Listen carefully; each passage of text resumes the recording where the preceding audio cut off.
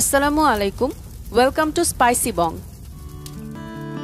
আমার আজকের রেসিপি লইট্টা মাছের ঝুরি ভাজা।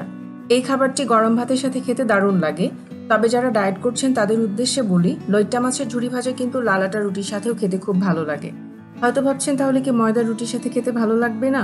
নিশ্চয়ই ভালো লাগবে, তবে ডায়েটে যেহেতু লাল আটা বা গমের আটা খেতে বলা হয়, তাই আমি এখানে লাল আটার কথাই উল্লেখ করেছি। আমার এই সেম রেসিপি ফলো করে আপনারা বেলে মাছ ও টাকি মাছ দিয়েও ঝুরি ভাজা করতে পারবেন। তফাৎ শুধু একটাই, বেলে মাছ ও টাকি মাছ দিয়ে করতে চাইলে আপনাকে কাঁটা বেছে নিতে হবে।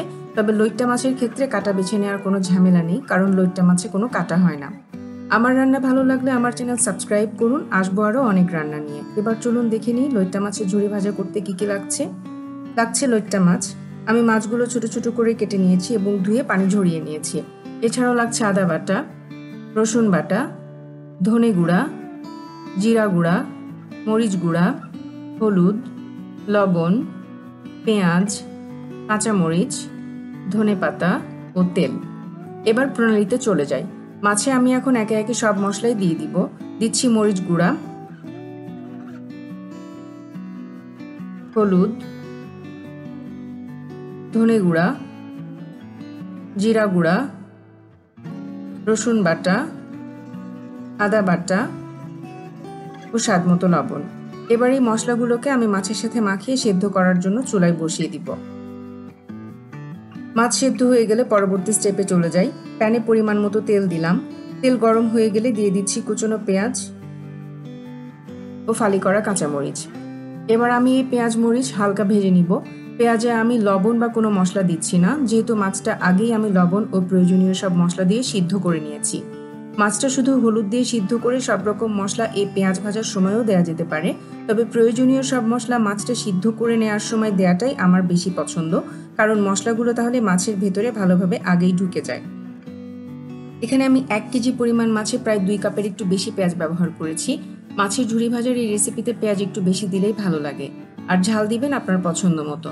পেঁয়াজ ভাজার সময় লবণ বা অন্যান্য মশলা না দিলেও শুধু পেঁয়াজটা হলুদ করার জন্য আমি খুব অল্প পরিমাণ হলুদ পেঁয়াজে ব্যবহার করব।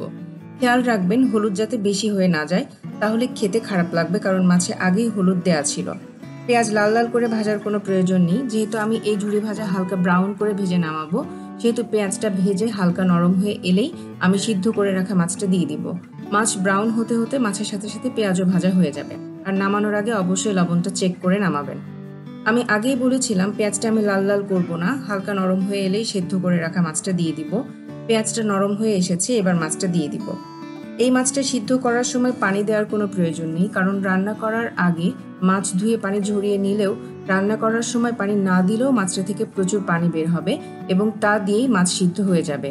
এরপরও আপনি যদি কিছুটা পানি দিয়েও ফেলেন, তো খেয়াল রাখবেন যে মাছটা সিদ্ধ করার সময় পানিটা শুকিয়ে তারপর নামাবেন। পেঁয়াজে মাছ দেওয়ার পর এই লাস্ট স্টেপের কাজটা আপনাকে একটু ধৈর্য ধরে কিছুটা সময় নিয়ে করতে হবে। চুলা মিডিয়াম লো হিটে রেখে 4-5 মিনিট পর নেড়ে দিয়ে প্যানে মাছটা ছড়িয়ে দিয়ে রাখতে হবে।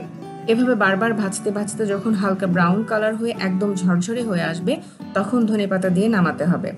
আমি যথেষ্ট সময় নিয়ে ভেজেছি, হয়তো খেয়াল করেছেন কালারটাও চেঞ্জ হয়ে এসেছে। এবার ধনেপাতা দিয়ে নামাবো। যারা ধনেপাতা পছন্দ করেন না তারা এটা বাদ দিতে পারেন। হয়ে গেল দারুণ স্বাদের লইট্টা মাছের ঝুরি ভাজা। আশা করি আপনাদের ভালো লেগেছে। এতক্ষণ আমার রান্না দেখার জন্য আপনাদের অসংখ্য ধন্যবাদ। অনেক ভালো থাকবেন। আল্লাহ হাফেজ।